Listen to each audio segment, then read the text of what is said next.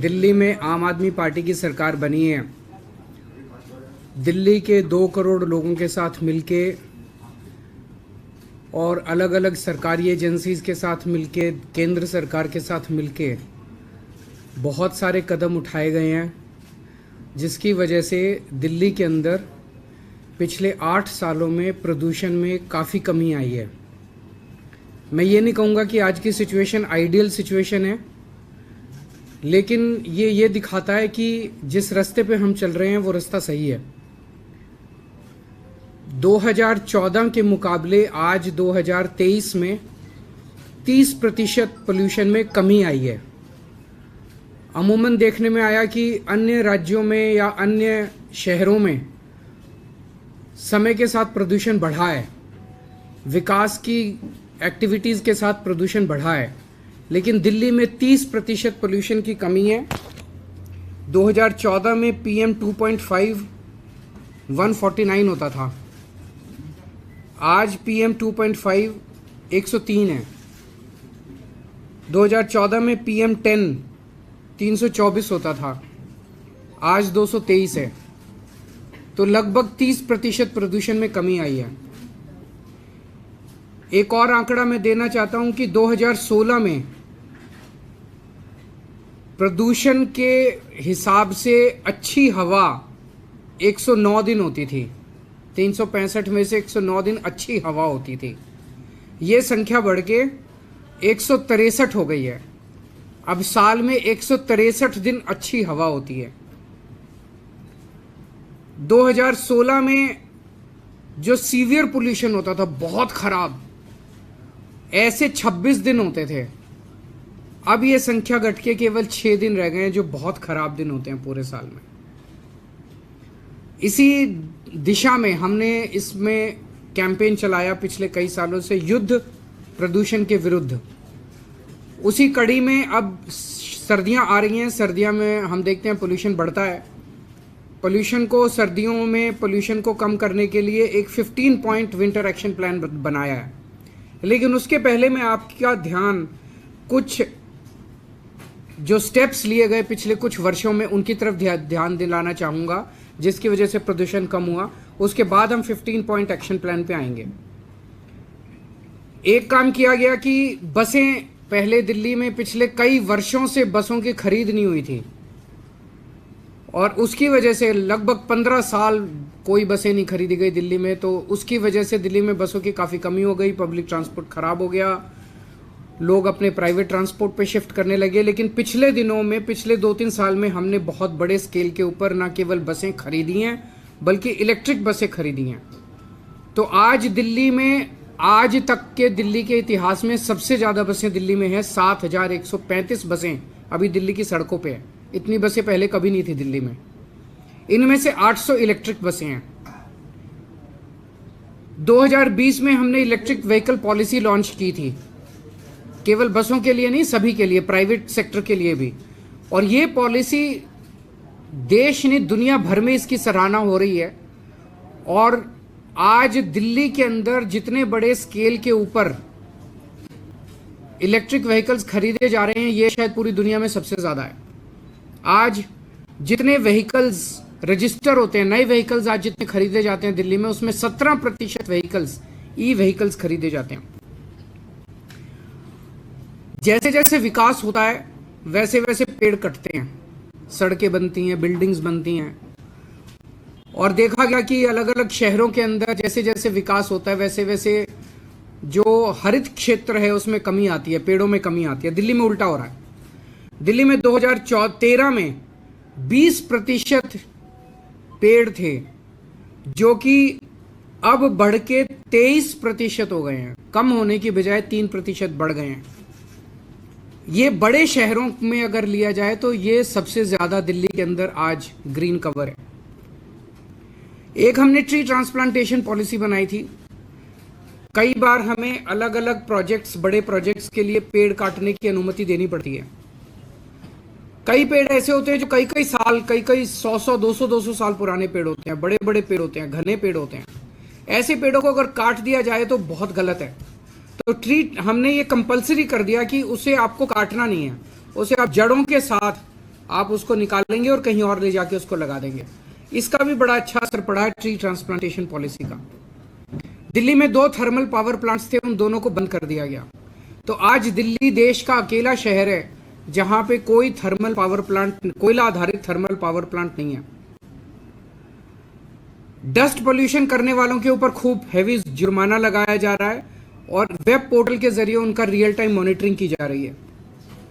1727 registered industrial units हैं दिल्ली में। पहले ये पोल्यूटिंग फ्यूल यूज करती थी, अब इन सबको पीएनजी पाइप्ड नेचुरल गैस पे शिफ्ट कर दिया गया है। पहले दिल्ली में बहुत लंबे लंबे पावर कट लगा करते थे हमारी सरकार बनने के पहले, 7-7, 8-8 घंटे के। लोगों को जनरेटर चलाने पड़ते थे, उस जनरेटर से धुआं उठता था। अब दिल्ली में 24 घंटे बिजली आती है जिसकी वजह से कोई धुआं नहीं उठता, कोई जनरेटर का इस्तेमाल की जरूरत नहीं पड़ती। और केंद्र सरकार ने दिल्ली के दोनों तरफ पेरिफेरल एक्सप्रेसवे बनाए हैं, तो जो व्हीकल्स दिल्ली के लिए डेस्टाइंड नहीं है, दिल्ली में उनका काम नहीं है, और पहले दिल्ली से केवल क्रॉस करके यूपी जाया करते थे या यूपी से, वो व्हीकल्स अब पेरिफेरल एक्सप्रेसवे इस्तेमाल करके निकल जाते हैं। वो दिल्ली के अंदर एंटर नहीं करते, जिससे पोल्यूशन में कमी आई है।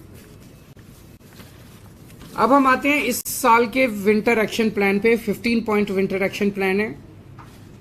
पहला पॉइंट है कि हमने 13 हॉटस्पॉट्स आइडेंटिफाई किए हैं जहां पोल्यूशन ज्यादा होता है। हर हॉटस्पॉट के लिए एक स्पेशल एक्शन प्लान बनाया गया है और उसके लिए एक वॉर रूम बनाया गया है। 13 स्पेशल टीम्स बनाई गई हैं और वहां पे पोल्यूशन को डाउन रखने के लिए स्पेशल फोकस किया जाएगा।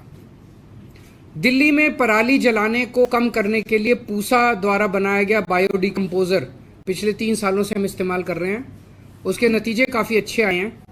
पिछले साल हमने 4400 एकड़ में बायोडिकम्पोजर का इस्तेमाल किया था। इस साल 5000 एकड़ में बायोडिकम्पोजर का इस्तेमाल किया जाएगा। डस्ट पोल्यूशन को कम करने के लिए कई सारे स्टेप्स उठाए हैं। एक तो ये जो कंस्ट्रक्शन साइट्स हैं, उन कंस्ट्रक्शन साइट्स पे निगरानी रखने के लिए स्पेशल टीम्स बनाई गई हैं। 591 टीम है। 500 स्क्वायर मीटर से ज़्यादा निर्माण साइट्स वाले डस्ट कंट्रोल करने के लिए उनको वेब पोर्टल पे रजिस्टर करना पड़ेगा। और 5000 स्क्वायर मीटर से ज़्यादा का अगर कोई कंस्ट्रक्शन साइट है तो उन्हें एंटी स्मोक गन लगाना अनिवार्य होगा। सड़कों पे भी जो सफाई करते टाइम धूल उड़ती है, उसके लिए 82 मैकेनिकल रोड स्वीपिंग मशीन्स लगाई गई हैं। 530 वाटर स्प्रिंकलिंग मशीन लगाई गई हैं और 258 एंटी स्मॉगन सड़कों के ऊपर चलेंगी विंटर के दौरान। जो व्हीकल से पोल्यूशन होता है उसको कंट्रोल करने के लिए पीयूसी सर्टिफिकेट्स की जांच करने के लिए और 10 साल से पुराने डीजल व्हीकल और 15 साल से पुराने पेट्रोल व्हीकल्स को प्रतिबंध के कंप्लायंस के लिए 385 टीम्स गठित की गई हैं।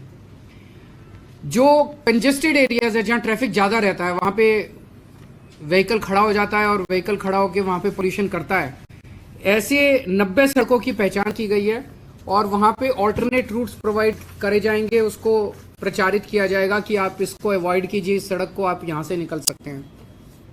खुले में कूड़ा जलाने पे प्रतिबंध है और 611 टीमों का गठन किया गया है जो इसके ऊपर निगरानी रखेंगी। मैंने जैसे कहा कि 1727 इंडस्ट्रियल यूनिट्स हैं रजिस्टर्ड, जो कि अब पीएनजी नॉन पोल्यूटिंग फ्यूल का इस्तेमाल कर रही हैं। इसकी निगरानी के लिए 66 टीमों का गठन किया गया है। एक ग्रीन वॉर रूम बनाया गया है 24 घंटे, जिसके जरिए निगरानी रखी जाएगी। ग्रीन दिल्ली ऐप जो लॉन्च किया गया था उसका बड़ा सक्सेसफुल रिस्पांस रहा है। 3 साल पहले लॉन्च किया गया था।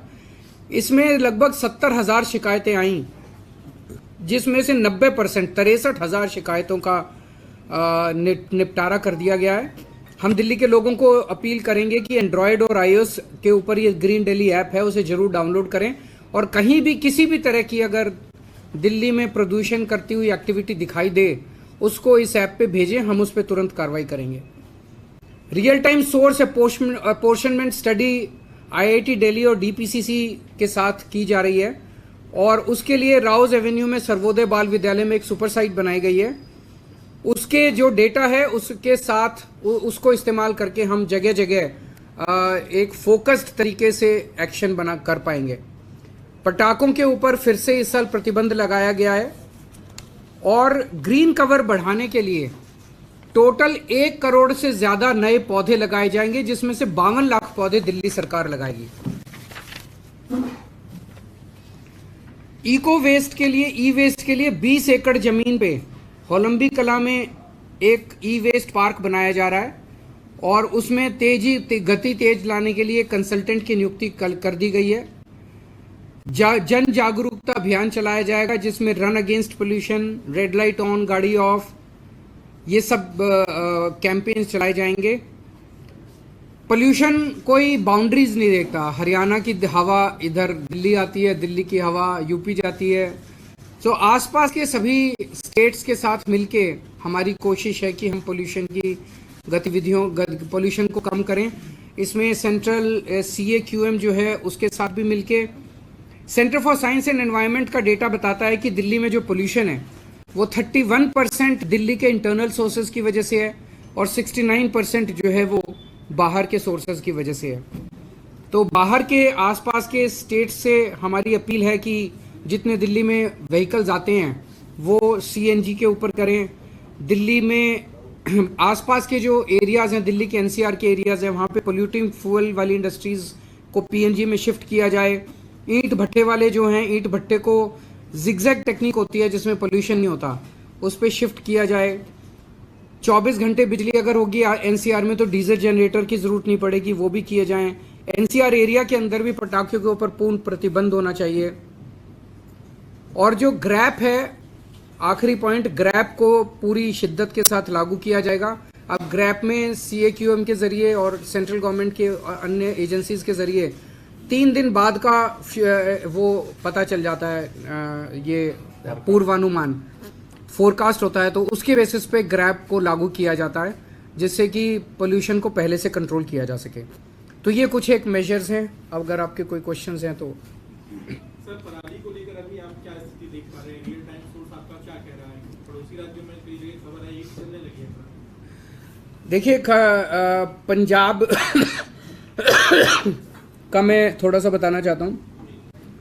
पिछले साल हमारी मार्च में सरकार बनी थी, तो 6-7 महीने हमें मिले। पिछले साल पंजाब का डेटा ये दिखाता है कि 6-7 महीने में जो भी स्टेप्स लिए गए थे उससे 30% उसके पहले साल के मुकाबले 30% पराली कम जली थी। ये सरकारी आंकड़े बताते हैं। इस साल भगवंत मान सरकार ने कई सारे स्टेप्स उठाए हैं। एक है डाइवर्सिफिकेशन ऑफ क्रॉप्स, कि आप चावल की जगह दूसरी क्रॉप उगाइए, उससे पानी भी बचेगा पंजाब का और उससे स्टबल बर्निंग भी वो होगी। उसका काफ़ी अच्छा रिस्पॉन्स है। दूसरा है चावल की वैरायटीज़, शॉर्ट टर्म वैरायटीज़ हैं, उसमें PL 126, 127, 128 और एक बासमती। इसके ऊपर फोकस किया गया है कि इसको इस्तेमाल किया जाए। तो ये शॉर्ट टर्म वैरायटी जो है इसमें कम स्टबल होती है और स्टबल को डिस्पोज करने के लिए पीरियड ज़्यादा मिल जाता है, तो उसमें जलाने की ज़रूरत नहीं पड़ती। तो इसके अभी काफ़ी अच्छा रिस्पॉन्स है। इस बार काफ़ी लोगों ने इसको इस्तेमाल किया है। दूसरा XC2 मैनेजमेंट जो है स्टबल बर्निंग का, उसके लिए डिस्ट्रिक्ट वाइज कुछ कंपनीज ने आगे आके, इंडियन ऑयल है, एक जर्मन कंपनी है, उन लोगों ने आगे आके कुछ डिस्ट्रिक्ट्स को, जैसे इंडियन ऑयल ने शायद संगरूर को अडॉप्ट किया, तो वो पूरी की पूरी उस डिस्ट्रिक्ट में जितनी स्टबल होगी वो उसको खुद लेके जाएंगे ट्रांसपोर्ट, और उसको बिजली में या खाद में कन्वर्ट करेंगे। तो इस तरह के कई सारे और स्टेप्स लिए गए हैं। तो अभी एग्जैक्ट डेटा कहना कि इस बार स्टबल कितना कम जलेगा कहना मुश्किल है, लेकिन